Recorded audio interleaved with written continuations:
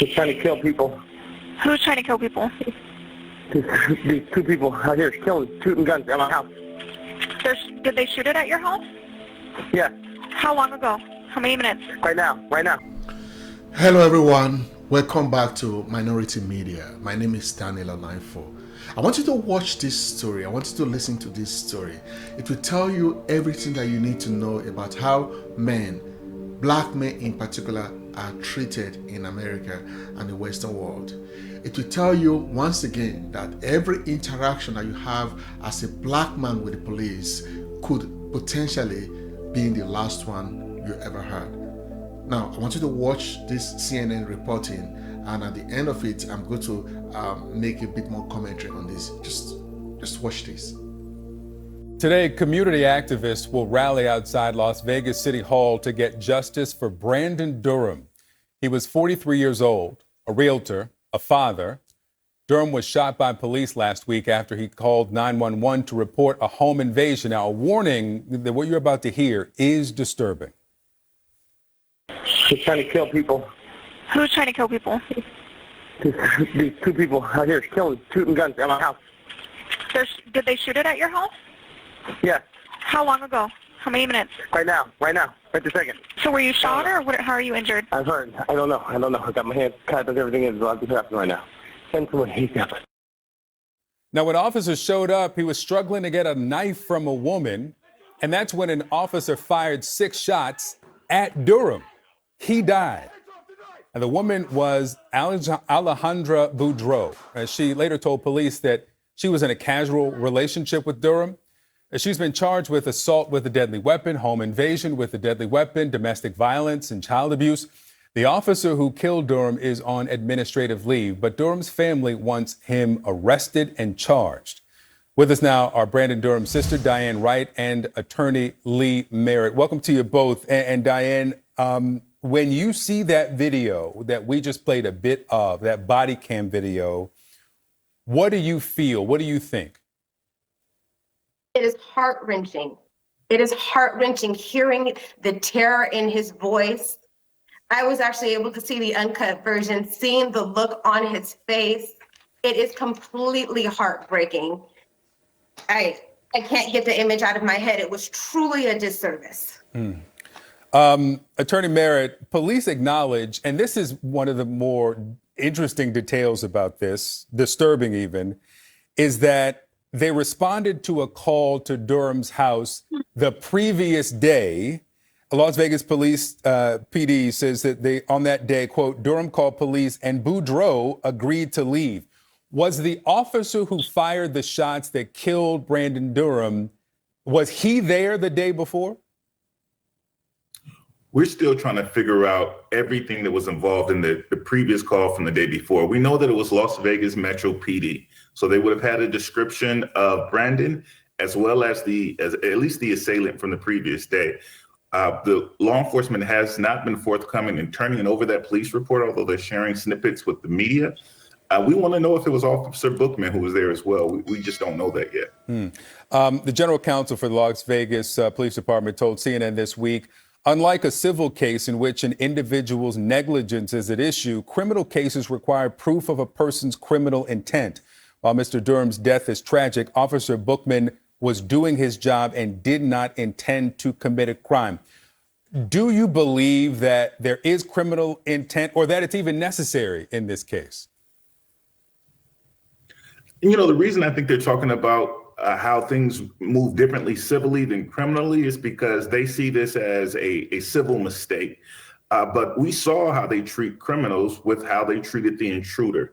Here, police officers are simply not permitted under the Constitution, under the law, under common sense, to use deadly force unless they're confronted with deadly force or unless someone else is being confronted with that. So Bookman doesn't have the excuse that he was doing his job, because his job was to go in there and protect the homeowner, to make a reasonable assessment of the facts, and to behave as a reasonable police officer under those circumstances. And I just don't think he did. Diane, I want to read more from the police report. Quote, after the shots, Boudreaux told the officer that he shot the wrong person. She told police, quote, I wanted the cops to shoot me dead, and I wanted Durham to live with the wreckage that I caused in his house. That, according to what we're getting from the police department, the intent was suicide by cop, but instead her alleged scheme ended with your brother's death. When you read that and learn that, what's your reaction? Again, this is all news to me. I had no idea what was going on regarding that. All I'm able to see is the aftermath. And again, my intent, it just keeps going back to witnessing my brother and the tragic way that he was taken down and murdered by the police. I am unable to fathom and comprehend how this even went so horribly. It is completely, I keep repeating it, it is heartbreaking. His family loved him. He loved his family. There is nothing he would not have done for his family. He was ripped away from us. The whole situation was extremely tragic. And he was a father. His 15-year-old daughter, I believe I read, was at the home at the time. How is she doing? She's doing her best to be strong during these challenging times. She's as well as can be expected. That her father was her sole provider at that time. He was everything to her, and his life was ripped away while she's down the hall in her room while his life is being taken from him after calling for help. Like he is supposed to do, like a good citizen would do. He's calling for help to get assistance, to try to defend his home, protect himself, protect his daughter. And we all see what the results of that came out to be. Diane Wright, our condolences on the loss of your brother. Attorney Lee Merritt will continue to follow this case. Thank you both for being with me this morning. I hope you got that. This man, being afraid for his life, called the police for help. The police showed up, and without proper assessment of what is going on, without taking a proper look at the situation, decided to be the judge, the jury, and the executioner. He saw the man struggling with a woman. There was a knife involved. We're not sure at this moment who was actually holding the knife. It could be the man at this particular point in time. It could be the woman. It could be both of them having their hands on the knife.